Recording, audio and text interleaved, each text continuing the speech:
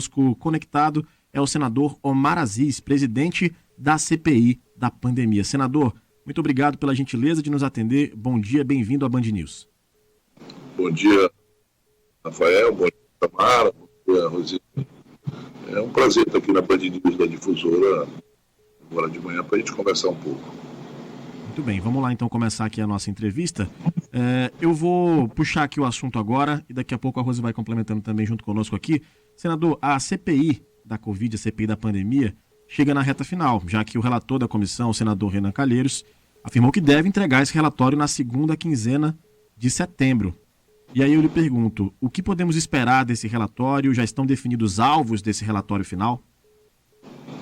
Bem, está previsto para até o dia 22 a gente ter o relatório final. É lógico que existe é dinâmico, às vezes acontece um fato que pode protelar um pouco.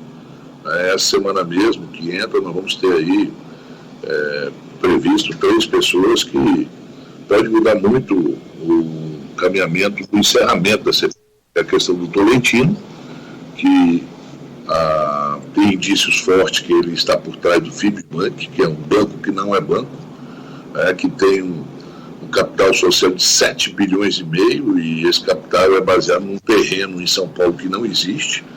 É esse Fibbank que era o avalizador da compra da vacina Covaxin, quer dizer, tudo uma trama muito arquitetada para se tirar proveito na pandemia, na compra da vacina.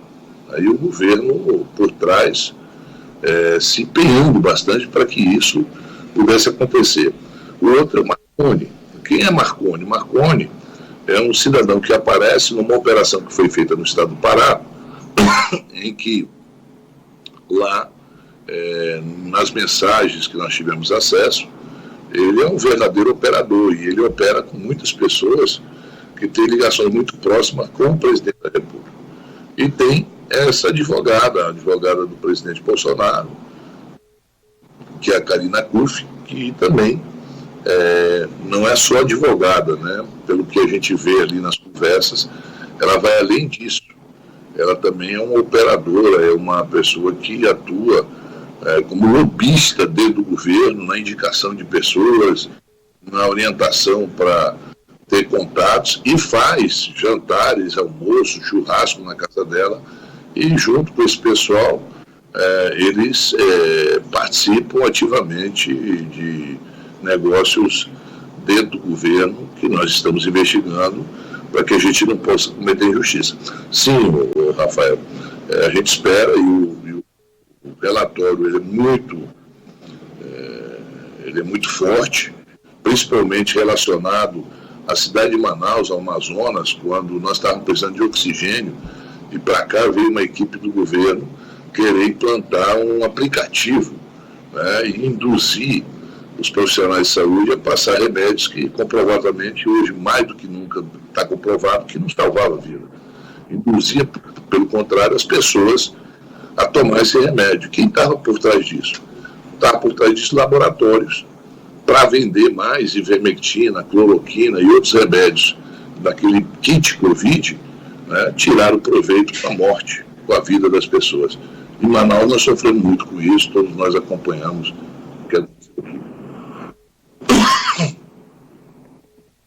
Senador, bom dia, Rosiane, falando com o senhor agora. Senador, a gente está a 12 dias da data prevista para o final da CPI, para o encerramento da CPI, no dia 22 de setembro. A gente já viu o aprofundamento da investigação para várias vertentes, coisas que foram, inclusive, descobertas a partir do trabalho da CPI e dos depoimentos. Agora, em relação ao que motivou a abertura dessa CPI, a crise da saúde em Manaus, o colapso da saúde em Manaus, a CPI já tem nomes dos responsáveis pela falta de oxigênio, a CPI já tem nome pelos responsáveis que não aceitaram a oferta de 2 aeronaves para trazer oxigênio enquanto os amazonenses morriam sem oxigênio nos hospitais. A CPI já tem nomes pelos responsáveis a respeito dessa difusão do tratamento precoce aqui em Manaus, enquanto Manaus precisava de outros tipos de atenção da gestão pública, federal, estadual e municipal? Sim, Rodrigo. Nós temos, até porque nós começamos a investigar isso. O escopo da CPI fala sobre a omissão do governo federal, mas também o que aconteceu na cidade de Manaus, no estado do Amazonas, propriamente dito. A minha participação na CPI foi muito mais por causa disso. O que tinha acontecido na cidade de Manaus e no Amazonas.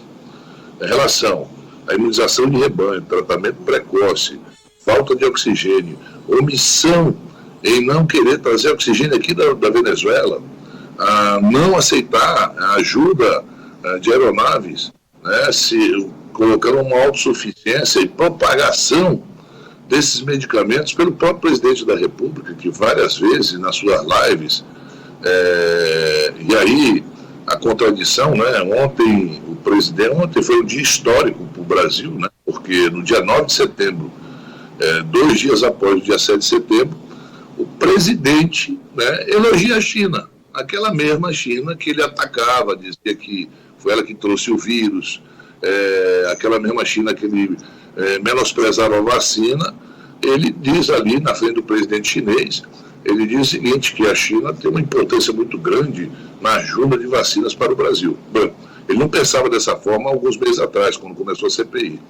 Ele menosprezava isso, por isso da demora de a gente adquirir vacina, imunizar a população e salvar brasileiros.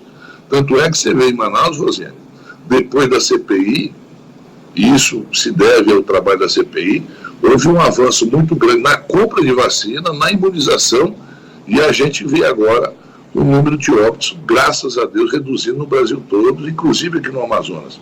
No interior, uma semana praticamente, que não tem nenhum caso de óbito por Covid.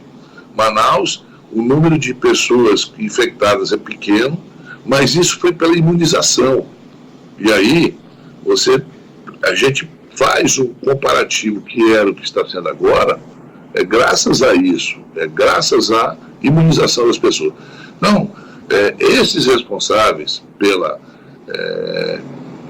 fake news de imunização de rebanho, vai lá, te infecta, que você vai estar imunizado e não vai acontecer nada com você. Pelo contrário, era uma doença que todo mundo achava que atacava primeiro pessoas acima de 65, 70 anos de idade. Quando nós fomos ver, muitos jovens também padeceram por causa dessa doença, acreditando que eles eram fortes, eram saudáveis e não ia acontecer nada. Nós temos um grande problema, além do número de óbitos, que chega a mais de 585 mil hoje, vamos chegar a 600 mil aí em 2 semanas, infelizmente, né? Infelizmente.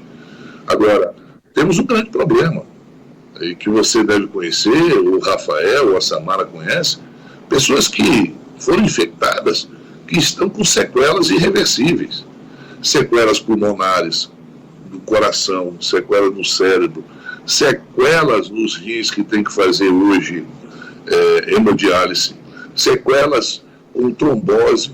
São pessoas que são amazonenses e brasileiros que vão precisar ser tratados pelo Sistema Único de Saúde. Muitas dessas pessoas não têm recursos para contratar um profissional de saúde para fazer fisioterapia pulmonar, para fazer hemodiálise. Tudo vai depender do SUS. Não é só na capital, no interior. Muitas pessoas saíram dessa doença com fragilidades para o resto da vida, que antigamente tinha uma vida ativa, trabalhava, que hoje muitos deles estão sem condições de possibilitar de trabalhar. Então, tudo isso vai constar no relatório. E eu sempre disse, olha, a CPI não é para se vingar, é para fazer justiça. As pessoas responsáveis pelo que aconteceu no Amazonas, o que aconteceu com o povo de Manaus, usado de cobaia, volto a repetir, o Amazonas e Manaus foi usado de cobaia pela doutora Mayra, que veio aqui com profissionais de saúde fazer palestras sobre Tratekov, um aplicativo que não salvou a vida de ninguém. Pelo contrário, induziu o paciente ao erro. Eu não sou contra o profissional de saúde, dentro do ambiente hospitalar, ele prescreveu um remédio. Até porque nenhum médico prescreve um medicamento para o paciente pensando no óbito do paciente. É tentando salvar a vida, mas dentro do ambiente. Não da forma como eles queriam fazer. Nós temos gravações que eles queriam montar aqui uma tenda e colocar lá para quem chegar, a senhora toma aqui e leva o kit Covid. Né? Esses remédios causam sequelas. A cloroquina é muito conhecida aqui no estado do Amazonas. É um remédio usado, né? É usado para tratamento da malária, mas que tem efeitos colaterais muito grandes no fígado. Então, nós sabemos disso. Isso mesmo. Senador, quem são os responsáveis pela falta de oxigênio no Amazonas? Oi? Quem são os responsáveis pela falta de oxigênio no Amazonas, de acordo com... É uma série de erros aí da Secretaria de Saúde, vem a questão do governo federal, conhecimento, segundo o secretário de Saúde, na época, o Marcelo disse que comunicou ao ministro Pazuello dia 7, né? Depois a ex-mulher do Pazuello deu uma declaração dizendo: não, a gente compra saco aí para enterrar as pessoas. Tem responsáveis. Tem responsáveis que cruzaram os braços. O Ernesto Araújo, que era ministro das Relações Exteriores, incapaz de pegar o telefone e ligar para a embaixada venezuelana para que pudesse aeronaves brasileiras pousar na Venezuela. O oxigênio da Venezuela teve que vir pela estrada, pela BR-174. Em vez de chegar aqui em 2, 3 horas, demorou dias para chegar. Houve sim omissão e achando que aquilo era uma coisa normal. O Brasil se assustou com o que aconteceu em Manaus. Manaus, infelizmente, a primeira onda foi aqui, a segunda onda foi aqui. Você viu o que aconteceu no jogo Brasil-Argentina, né? Que não foi possível ter o jogo, por quê? Porque 4 jogadores da Argentina tinham vindo da Inglaterra e tinham que fazer quarentena. Se tivesse sido feito isso ano passado, quando se iniciou a pandemia do Brasil, talvez a gente não tivesse tido o número de contágios que nós tivemos. Pelo contrário, os aeroportos ficaram tudo abertos aí, pessoas vindo de Miami. Tanto é que quem começa a Covid no Amazonas não é o cidadão, o feirante, o camelô, o trabalhador, uma senhora dona de casa. Quem trouxe o Covid para Manaus e para o Amazonas foi a classe média alta que ia passar férias em Miami, na Flórida, em Los Angeles, e lá se infectaram e trouxeram, sem barreira sanitária nenhuma. Então houve sim omissão do governo em relação a essas mortes que estarão constando dentro do relatório final da CPI. E essas pessoas, tenha certeza, antes da justiça divina, elas vão ter que pagar para a justiça dos homens. Os óbitos que nós tivemos, as vidas que nós perdemos, elas não voltarão. Não tem jeito. Senador Randolph, em entrevista aqui, a Band News também disse que era impossível, e também aí em Brasília, lá em Brasília, eu não sei se o senhor está em Brasília agora, mas ele disse que era impossível que as autoridades do estado do Amazonas escapassem da responsabilização por tudo que aconteceu aqui no Amazonas. O senhor concorda com ele? Lógico. Tem pessoas que são responsáveis, que vão ter que estar no relatório final, não tenha dúvida. Aqui não dá para passar a mão para cima do que aconteceu, são fatos. Não é versão, nós não estamos dando versão. Fatos amplamente registrados pela imprensa brasileira, principalmente pela imprensa de Manaus, que o mundo tomou conhecimento. Então não dá aqui para chegar aqui como se nada tivesse acontecido. Senador, a gente tem acompanhado os trabalhos da CPI, inclusive em entrevista aqui à Band News, o senador Randolph Rodrigues falou para a gente sobre os ganhos da CPI, os ganhos da população do combate à pandemia com a CPI. O senhor citou também, inclusive em entrevista aqui na Difusora, que é a questão da aceleração da vacinação, a descoberta de alguns fatores que acabaram atrapalhando o combate à pandemia aqui no país, enfim. Mas também há quem diga que algumas pontas soltas vão ser deixadas com o fim da CPI. Uma publicação da Folha de São Paulo, inclusive, fala que há essa possibilidade de pontas soltas pela possibilidade de acelerar o fim da CPI, né, que poderia ir até novembro, mas como o senhor já falou, deve ter o relatório entregue em 22 agora de setembro. Eu lhe pergunto, senador, há coisas que a CPI deixou de fazer e que poderia ter feito? Rafael, vamos fazer aqui uma cronologia dos trabalhos da CPI, para que vocês desde o primeiro momento, desde o ano passado, principalmente a imprensa brasileira e vocês aqui de Manaus, vem questionando o comportamento do governo federal no tratamento da pandemia. Veja bem, muitas das coisas que nós não tínhamos conhecimento, eu não tinha, vocês da imprensa não tinham, a CPI trouxe à tona. Mas ela trouxe à tona uma coisa muito importante, que foi o debate. Antigamente, o presidente, naquele cercadinho, ele propagava uma mentira e virava verdade. Ele tentou, ele e o grupo dele, negacionistas, que tem aqui em Manaus também, que quebraram a cara, foram no dia 7 de setembro, e infelizmente, muitos brasileiros que estavam nessa manifestação, era por amor ao Brasil. Foram por amor ao Brasil, por amor ao Amazonas. Mas que 24 horas depois se sentiram frustrados com a declaração que o presidente deu ontem. Bem, isso é uma outra coisa que a gente pode debater ou falar sobre isso daqui a pouco. Então, quando a CPI começa, ela começa com a desconfiança da população. E eu dizia o seguinte, essa CPI é diferente das outras CPI. Essa CPI está no lar de cada brasileiro. Cada brasileiro, nenhum de nós pode dizer que não perdeu ou um parente, ou um amigo, ou um conhecido, ou um colega de colégio.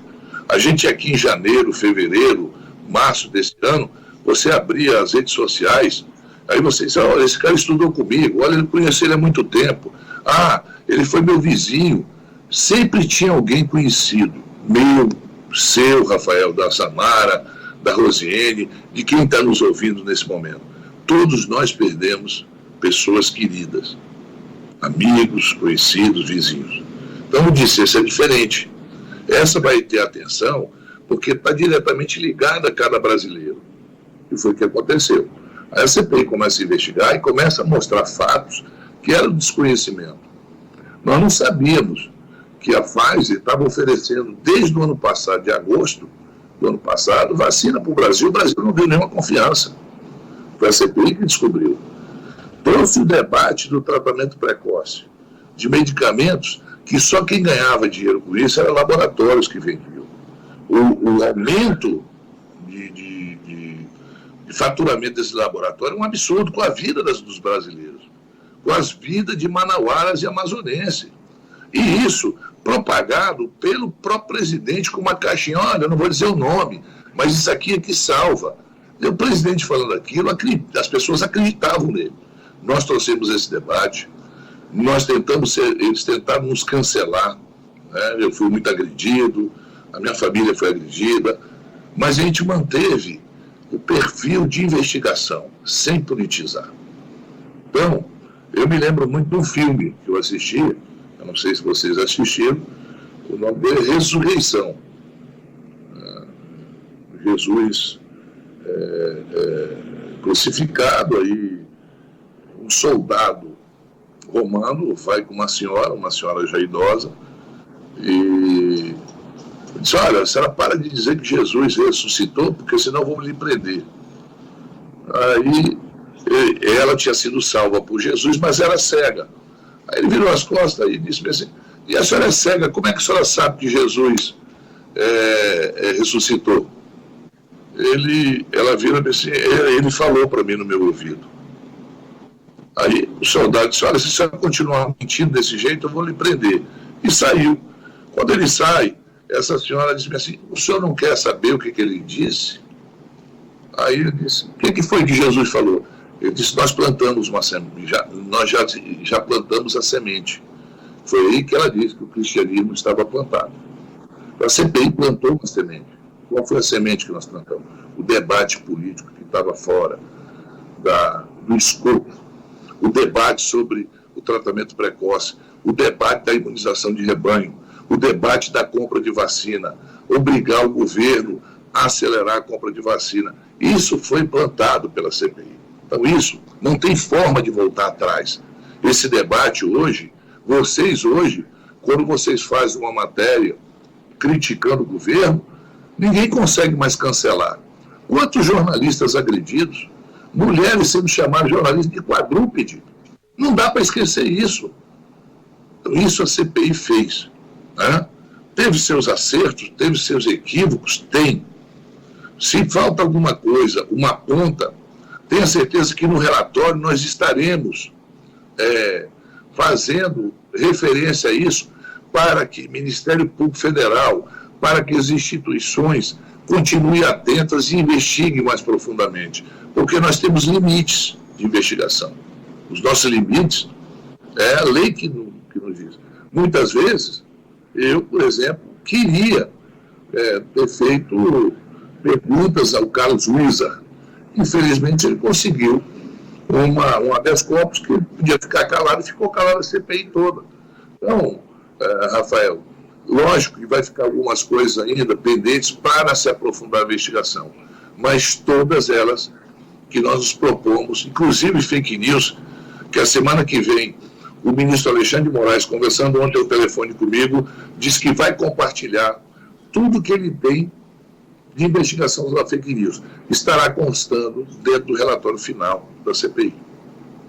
Senador, eu tenho mais uma pergunta aqui, na verdade duas. Eu já estou logo pedindo mais tempo do Rafael para a nossa entrevista, porque são questões importantíssimas. A gente não pode deixar de ouvir o senhor a respeito tanto do que aconteceu no dia 7 de setembro, como da repercussão aqui no estado do Amazonas. Bom, minha primeira pergunta, já do segundo momento desse 7 de setembro, vou avançar um pouquinho mais, porque ontem já teve toda uma repercussão, aquela carta que o presidente da República publicou em relação ao STF, e a indicação, a informação confirmada pelo ex-presidente Michel Temer de que ele teria tido a participação. E tem todo tipo de meme, o senhor já deve ter recebido. Eu acabei de receber um aqui dizendo que o drama do ex-presidente Michel Temer, vivendo de escrever cartas para analfabetos por R$1. Então, assim, isso acho que dá o tom do que repercutiu para o presidente. Tanto a fala dele, a possibilidade de mobilizar pessoas nas ruas, em todo o país, aqui em Manaus também, mas a consequência disso, né, na relação institucional, como também nas brincadeiras agora em ter que recuar. O senhor acha que agora vai apaziguar? Agora vai entrar num outro rumo? Ou o senhor não acredita que o presidente Bolsonaro vai deixar de falar e se manifestar em relação aos outros poderes da forma como tem se manifestado? Rosiane, veja bem, eu não acredito na mudança da natureza do ser humano. Quando a natureza desse ser humano é dessa forma, é muito difícil. O presidente Bolsonaro, ele se elege com esse discurso. Um discurso, você está me entendendo, que agrada aos ouvidos de muitas pessoas. Isso aí, ele não vai mudar. Ele não tem o que apresentar para o país. Nós estamos vivendo um momento em que a inflação oficial chega a 2 dígitos. A não oficial, que é dentro da sua casa, ela está 17%, 18%. Eu vi pessoas humildes em alguma das manifestações que tenho certeza que tem dificuldade de comprar o gás. O gás, quando você compra, Rosiane, não é um bem para você se divertir, não é uma coisa... Não, é para fazer o leite do seu filho, às vezes. É para fazer a comida do seu filho. É um bem necessário, que está hoje acima de 10% do salário mínimo. Quem ganha o salário mínimo hoje está pagando mais de 10% só por uma botija de gás. O feijão aumentou. O Diese hoje faz uma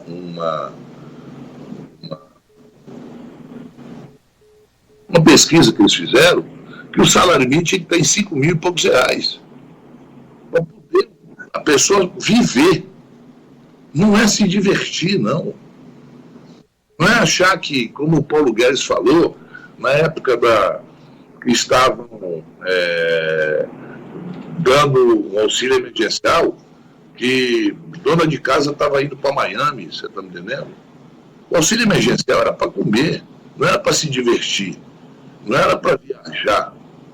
Então, o que nós estamos vendo hoje são situações em que o presidente, no meu ponto de vista, ele faz estratégico por causa de uma razão, os precatórios que passa pelo Conselho Nacional de Justiça. Na minha opinião, é isso. Tá? Passa pelo Conselho Nacional de Justiça, porque essa lei que foi aprovada lá atrás, ela dá uma instabilidade, se houver alguma mudança em relação aos precatórios, muito grande. É uma desconfiança. Aqueles fundos internacionais que compraram precatórios na perspectiva de receber em 2022, se foi dado esse calote, se protelar isso, e se cria uma fuga de capital muito grande no Brasil. Esse é o primeiro. Segundo ponto, a inflação está acelerada, ela não tem como reduzir. Até aquilo que o governo controla, ele não está controlando, que é a gasolina, que é o diesel. Esse daí, ele controla. Gasolina, diesel, o gás, são propriedades da Petrobras, que hoje não está sendo controlado. E o o que nos assusta é pessoas que não querem debater isso. Então, a natureza do presidente Bolsonaro é ele ter um discurso para o público dele. Então, eu acho que ontem, com aquela nota, ele não ganha o apoio de ninguém, não muda a opinião daqueles que já tinham uma opinião sobre ele, mas perde muito a confiança daquelas pessoas que foram, principalmente no dia 7 de setembro, para a rua. Aquelas pessoas que foram para a rua, hoje olham com um olhar totalmente desconfiado. Espera aí, o presidente se acovardou? O que houve com o presidente? Lógico que vai ter gente que vai ter justificativa. Vai dar uma justificativa, olha, uma estratégia, não sei. Não. Aquilo que ele fez ontem em relação... Dia 7 de setembro foi planejado um golpe que não deu certo. A paralisação dos caminhoneiros, em parte, não foi nada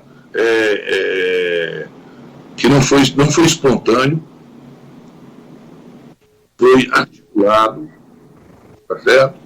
Então, nós temos várias situações que hoje o Brasil está vivendo que nós temos que debater. Eu não acredito na mudança da natureza do senhor Jair Messias Bolsonaro. Eu não acredito. A natureza dele é aquela, é agressão. Tanto é que à noite, tá certo? Ele volta com o debate do voto impresso. Certo. Coisa que o próprio presidente Arthur Lira, anteontem, tinha no seu pronunciamento, falou sobre isso. Então, nós estamos vendo aí que a natureza do Bolsonaro é essa. Até quando? A pergunta é, até quando o presidente vai conseguir se conter nas suas falas, em agredir instituições, em tentar jogar a culpa? Bem, qual é a culpa do Supremo no preço do gás? Senador, eu gostaria de avançar com o senhor agora num outro tema. Gostaria de pedir licença rapidamente aqui, que o nosso tempo está bem apertado, mas tem outros assuntos importantes também para tratar com o senhor. Sem problema. Eu gostaria de perguntar, e aí eu lhe pediria, por gentileza, uma resposta bem objetiva para a gente, mas a gente tem que observar alguns movimentos políticos também, no meio de tudo que vem acontecendo. É inegável que o senhor ganhou uma projeção nacional muito grande como presidente da CPI da pandemia, uma repercussão nacional muito grande no seu mandato de senador. Mas a gente também tem que levar em consideração que Manaus, a cidade de Manaus, não o Amazonas em cima da cidade de Manaus, ela é uma cidade bolsonarista. As eleições passadas apontaram isso. E o senhor vai concorrer à reeleição ao cargo de senador, como o senhor já falou com a gente em entrevista aqui na Band News Difusora. Tendo esses fatores todos considerados de concorrer numa cidade bolsonarista que tem um maior percentual de eleitores, como o senhor avalia a possibilidade de perder a sua reeleição? É normal, eu já ganhei, já perdi a eleição, isso faz parte do processo político. Né? E a regra que está colocada é essa, tem que disputar. Não dá para permanecer como o Bolsonaro quer continuar no poder na marra, o golpe, né? Desrespeitando a democracia. Eu vou respeitar a vontade do povo, sempre respeitei. Eu fui candidato a vereador, perdi a eleição para vereador, ganhei depois. Fui candidato a deputado, perdi, depois ganhei para deputado. Eu fui vice-prefeito, disputei a eleição para prefeito, perdi a eleição. Eu ganhei a eleição para o governo, eu perdi a eleição para o governo. Sou senador da República, faz parte, esse é o processo político. Né? Agora, eu discordo de você em relação ao que houve em 2018, em 2022 é muito diferente. Eu discordo, não é uma cidade bolsonarista. Até porque Manaus, a Zona Franca de Manaus, a BR-319, tudo aquilo que o governo federal poderia ajudar a gente, você me desculpa, mas não vejo nenhuma boa vontade em relação a isso. O que existe é pessoas que torcem por ele, que aplaudem, que se decepciona, como se decepciona com qualquer político. Mas o processo político é esse, é você enfrentar. Eu não vou mudar a minha opinião, não iria deixar de investigar o presidente para ganhar a eleição. Ah, não, olha, o Bolsonaro é muito forte em tal lugar, então eu tenho que puxar o saco dele. Aí vai devagar com a louça, porque minha história não me permite isso. Nem ser bajulador, nunca fui bajulador de ninguém.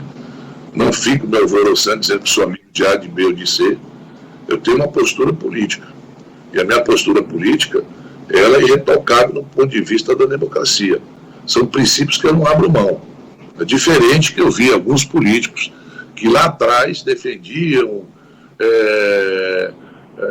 a democracia contra o regime, depois agora escrever que são a favor do golpe. Oportunistas de plantão. Então, o presidente Bolsonaro pode ter 100% da população de Manaus ao lado deles. Bolsonaro pode ser 100%. Mas o meu pensamento, eu não arredo 1 centímetro daquilo que eu penso por causa de disputar uma eleição e ganhar uma eleição. Dele ganhar e perder faz parte do processo político. Todos os políticos já ganharam e já perderam a eleição. Então isso é uma coisa que tem que estar no nosso consciente. Certo. Não pode fugir da nossa consciência. Então, eu só discordo que essa maioria que você diz não é bem assim mais. Manaus, né? Senador, muito obrigada aí pela... Não, Manaus e no Amazonas. Sim, Amazonas e no Brasil. Dúvida, interior. E no Brasil, Rosane. Olha só, eu estou aqui Você na minha ansiedade. Você tem aí...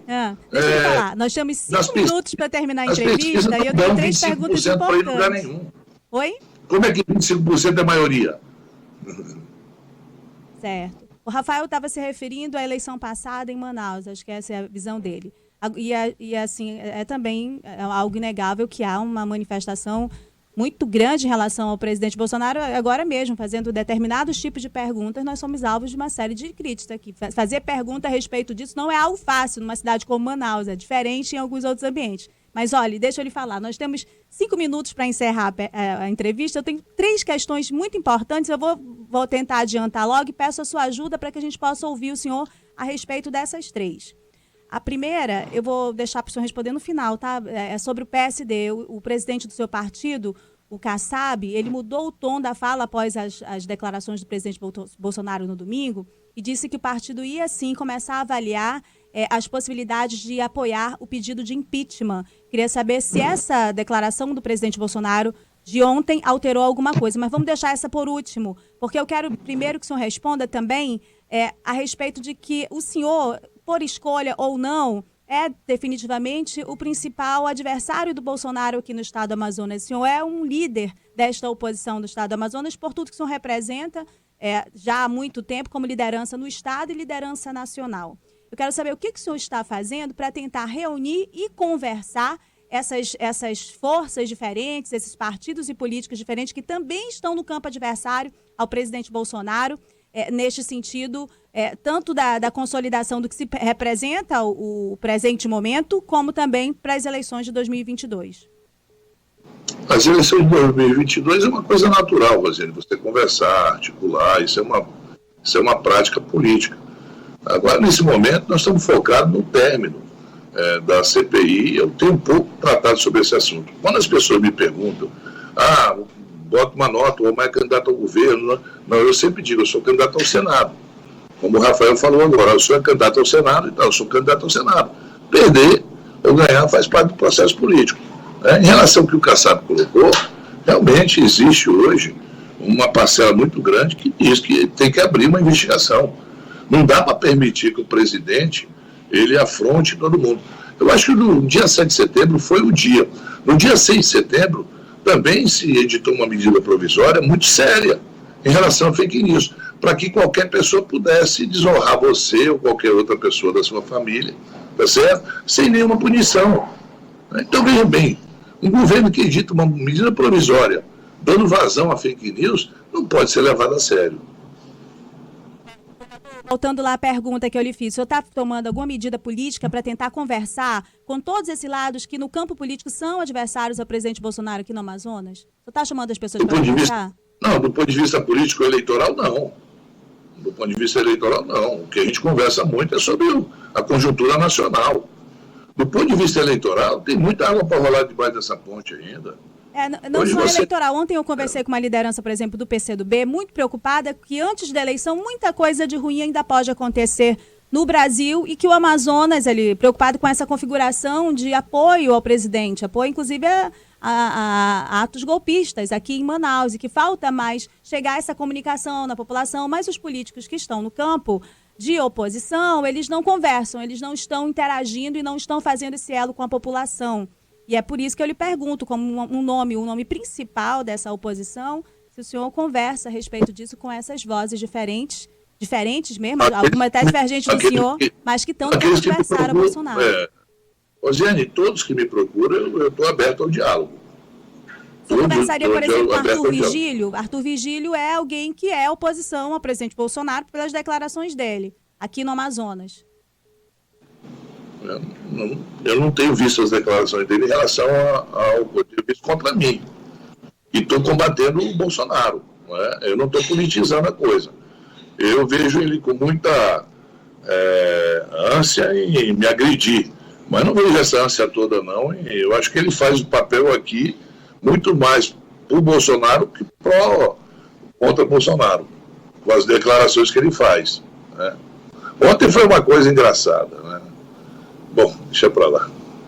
Eu vou perguntar isso depois que a gente sair do ar para o senhor, que eu quero saber o que foi engraçado. Agora, 1 minuto para o senhor falar a respeito do apoio do PSD ao impeachment, mesmo depois dessa declaração do Bolsonaro, do presidente Bolsonaro, em relação ao que ele fez no dia 7 de setembro. Não, eu posso dizer sobre o Arthur aqui. Ontem ele fez um post, né, dizendo a dor de perder um filho, se solidarizando com o Roberto Carlos. Eu também me solidarizo. Eu só não vi ele fazer esse post para a mãe do Flávio. Certo. E sobre o... É muito fácil o oportunismo dizer, olha, não, tem que fazer isso porque é o Roberto Carlos. Aí todo mundo vai ver minha solidariedade. O Arthur tinha que ter feito isso para a mãe do Flávio, que dependia do Flávio para viver, para comer. Ele não fez isso. Então, essas coisas, essa hipocrisia, né, que ele faz em relação a achar que pode jogar pedra, é uma vidraça. Ele tem um telhado de vidro, parede de vidro, tem tudo de vidro. Ele faz ontem um post que eu vi, né, que acho até que todos temos que se solidarizar com qualquer óbito, com qualquer vítima, em relação ao Roberto Carlos, que perdeu o filho e tal. Aí disse a dor de um pai de perder um filho, não sei o que e tal.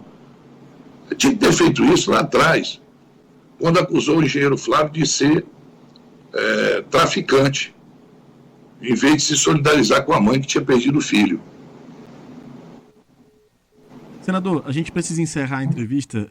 A Rose fez a pergunta sobre o PSD, sobre o apoio ao impeachment. Eu queria que o senhor respondesse para a gente rapidinho, bem rapidinho mesmo. Eu acho que o Bolsonaro ele tem que ser investigado. Teria que abrir, sim, uma investigação. Infelizmente, o Arthur Lira não abre. Tinha que abrir. Se não tiver nada contra o PSD ele, vai continuar analisando, apesar da publicação do presidente Bolsonaro ontem? Você tem muita divisão. O PSDB, por exemplo, disse, não, nós vamos para a oposição. Houve um racha dentro do partido. É um momento são momentos que você está vivendo que nós não podemos ter uma ruptura política. Nós não podemos permitir que a gente faça um retrocesso democrático. Isso não. Nós temos que trabalhar para que esse retrocesso não aconteça.